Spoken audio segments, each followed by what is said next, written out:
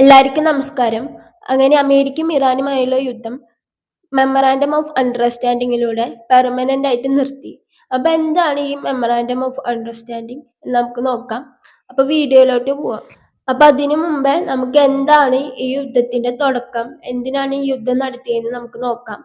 അപ്പൊ അമേരിക്കയും ഇസ്രായേലും കൂടി ഓപ്പറേഷൻ എപ്പിഫ്യൂരി എന്ന പേരിൽ ഇറാനെ അറ്റാക്ക് ചെയ്യാൻ മിഡ് സ്ട്രൈക്ക് നടത്താണ് ഫെബ്രുവരി 28. എന്തിന്റെ പേരിലാന്ന് വെച്ചാൽ റെജീം ചേഞ്ച്, ഇറാനിൽ റെജീം ചേഞ്ച് കൊണ്ടുവരാനും റീജിയനിൽ അമേരിക്കൻ ഡൊമിനൻസ് കൊണ്ടുവരാനും, അതുപോലെ തന്നെ ഇറാന്റെ ന്യൂക്ലിയർ എൻറിച്ച്മെന്റ് പ്രോഗ്രാം നിർത്തലാക്കാനും, അതുപോലെ തന്നെ Iran proxies that is Iran backup ആയിട്ട് that is Houthis, Hezbollah, Hamas എന്നീ പ്രോസീസ് ഗ്രൂപ്പുകളെ ഇറാൻ ഫണ്ട് ചെയ്യുന്നുണ്ട് ബാക്കിയുള്ള രാജ്യങ്ങളിൽ ടെററിസ്റ്റ് പ്രവർത്തനങ്ങൾ.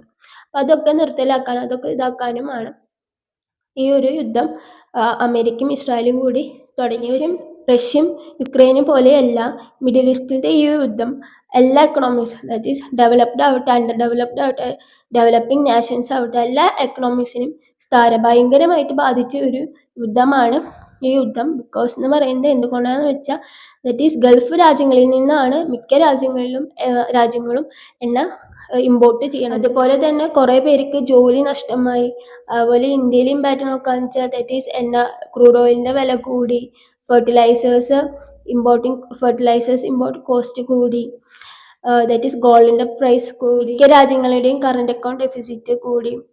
ഇതൊക്കെയാണ് ഭയങ്കരമായിട്ട് ഈ ഒരു യുദ്ധം ഭയങ്കരമായിട്ട് എക്കണോമിക്സിനെ ഭയങ്കരമായിട്ട് ബാധിച്ചു. അതുപോലെ തന്നെ മിഡിൽ ക്ലാസ് ജനങ്ങളായാലും സാധാരണക്കാരായ ജനങ്ങളെയും ഭയങ്കരമായിട്ട് ബാധിച്ച യുദ്ധമാണ് ദറ്റ് ഈസ് മിഡിൽ ഈസ്റ്റ് അല്ലെങ്കിൽ വെസ്റ്റ് ഏഷ്യൻ ക്രൈസിസ്, അല്ലെങ്കിൽ അമേരിക്കൻ ഇറാൻ യുദ്ധം എന്ന് പറയുന്നത്. അമേരിക്കയും ഇറാനുമായുള്ള യുദ്ധം മെമ്മറാൻഡം ഓഫ് അണ്ടർസ്റ്റാൻഡിങ് സൈൻ ചെയ്തിട്ട് ഇരു കൂട്ടരും പെർമനന്റ് ആയിട്ട് അവസാനിപ്പിച്ചിരിക്കുകയാണ്. എന്താണ് മെമ്മറാൻഡം ഓഫ് അണ്ടർസ്റ്റാൻഡിങ്ങിൽ പറയുന്ന 14 പോയിന്റ്സ് എന്താണെന്ന് നമുക്ക് നോക്കാം.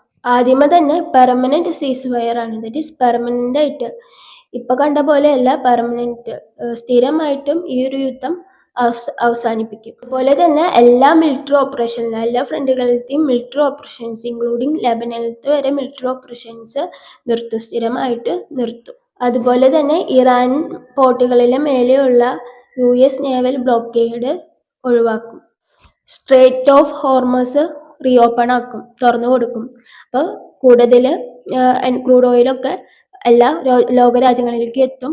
അതുപോലെ തന്നെ പെട്ടെന്ന് ക്രൂഡ് ഓയിലിന്റെ വില കുറയൊന്നുമില്ല, അതായത് ഓയിലിന്റെ വില ഒന്നും കുറയില്ല. ബിക്കോസ് എന്താണ്, ഗൾഫിലത്തെ മിക്ക മേഖലയിലത്തെയും റിഫൈനേഴ്സിന്റെ മേളിൽ ദാറ്റ് ഈസ് ഈ യുദ്ധത്തിന്റെ സമയത്ത് ഇറാൻ അറ്റാക്ക് നടത്തിയിട്ടുണ്ടായിരുന്നു. അപ്പൊ പതിയെയാണ് ഈ ഒരു വില കുറയുകയുള്ളൂ. ഇറാന്റെ ഓയിൽ എക്സ്പോർട്ടിന് മേലെ ചുമത്തിയ സാങ്ഷൻസ് ഒക്കെ റിലീഫാക്കും. തന്നെ ഇറാന്റെ ഫ്രോസ് ചെയ്ത 24 ബില്യൺ അസറ്റ് റിലീസാക്കും, റീഫ്രോസൺ ആക്കും. അപ്പൊ ഈ ഒരു യുദ്ധം വഴി ദാറ്റ് ഈസ് ഇറാന്റെ ഇൻഫ്രാസ്ട്രക്ചർ ഡെവലപ്മെന്റ് മേഖലയിൽ കുറെ നാശനഷ്ടം ഉണ്ടായിട്ടുണ്ട്. അപ്പൊ യുഎസിന്റെ അലീസും കൂടിയിട്ട് ദാറ്റ് ഈസ് $300 ബില്യൺ ഇറാനിന് നൽകും ഡെവലപ്മെന്റിന് വേണ്ടിയിട്ട്. അതുപോലെ തന്നെ വേറൊരു ഇമ്പോർട്ടൻറ്റ് പോയിന്റ് ആണ് 60 ഡേയ്സ് റോഡ് മാപ്പ് എന്ന് പറയുന്നത്. ഇറാന്റെ ന്യൂക്ലിയർ പ്രോഗ്രാംസ് നിർത്തുന്നതിന് വേണ്ടി ചർച്ച ചെയ്യുന്നതാണ് ഈ 60 ഡേ പ്രോഗ്രാംസ്. നടപ്പാക്കുന്നത് മെമ്മറാൻഡം ഓഫ് അണ്ടർസ്റ്റാൻഡിങ് സൈൻ ചെയ്തിട്ട് പിന്നെയുള്ള 60 ദിവസങ്ങളിലായിരിക്കും ഈ ഒരു ചർച്ച നടക്കുക. ഈ മെമ്മറാൻഡം ഓഫ് അണ്ടർസ്റ്റാൻഡിങ്ങിന് മധ്യസ്ഥത വഹിച്ചത് പാകിസ്ഥാനും ഖത്തറും കൂടി ചേർന്നിട്ടാണ് മധ്യസ്ഥത വഹിച്ചത്. ഈ ഒരു മെമ്മറാൻഡം ഓഫ് അണ്ടർസ്റ്റാൻഡിങ്ങിന്റെ പ്രധാനപ്പെട്ട ഔട്ട്കം എന്ന് പറയുന്നത് സ്ട്രേറ്റ് ഓഫ് ഹോർമൂസ് തുറക്കുന്നതാണ്.